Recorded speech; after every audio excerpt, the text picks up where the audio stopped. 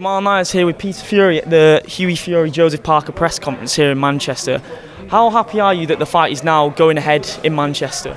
Very happy, over the moon. We got everything sorted, and now it's knuckling down to camp and getting the best performance possible on fight night. What attributes do you feel Joseph Parker has that you'll be looking to exploit in the training camp? Well, we can't really give that away. We're going to look at various tactics, and let's put it this way. The main thing is Hughie's got to perform on the night and be prepared for everything Joseph's going to throw at him. Now, Hughie had an exhibition match at the Copper Box Arena at the weekend.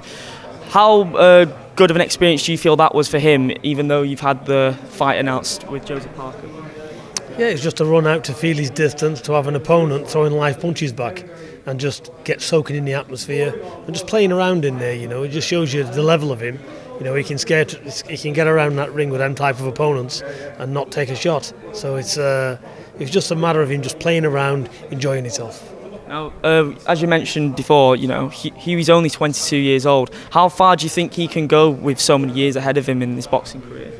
Well, you know, sky's the limit for him. He can do magnificent things, but first and foremost, we've got to deal with this fight.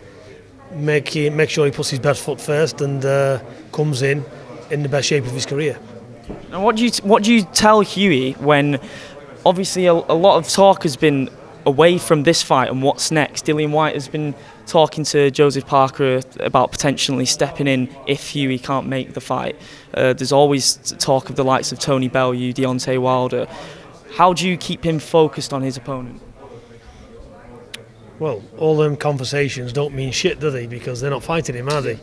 You know, we can all look through a shop window and want a suit of clothes, and you ain't wearing them, are you? So look, it's all rubbish, that. Do you just tell him to just stay away from the press? Look, they're just fighters trying to gain a bit of publicity for themselves, but ultimately this fight's on, and doesn't mean anything to Hughie. Hughie doesn't even watch the interviews anyway. He's not a social media man. Okay. So he's oblivious to all that. He's not interested. Now, in terms of Tyson, what sort of time frame are you thinking on a potential return? Do you feel like he's ready to return this calendar year? September 23rd on this bill. He's going to be fighting on this bill. Hopefully. Okay. Any potential opponents in mind? Yeah, it'll be a world-class opponent. Somebody in the top 5. In terms of the goals he wishes to achieve come this time next year, where do you see Tyson? I see for Tyson back as a world champion, and hopefully he can. We'll have a super fight down the road next year sometime. Where do you think this? Because everybody knows the Anthony Joshua fight is the fight to make. Where do you think that fight takes place? There's talk of Wembley. Manchester fans would preferably like to see it in Old Trafford. How do you think those negotiations would go with Eddie Hearn?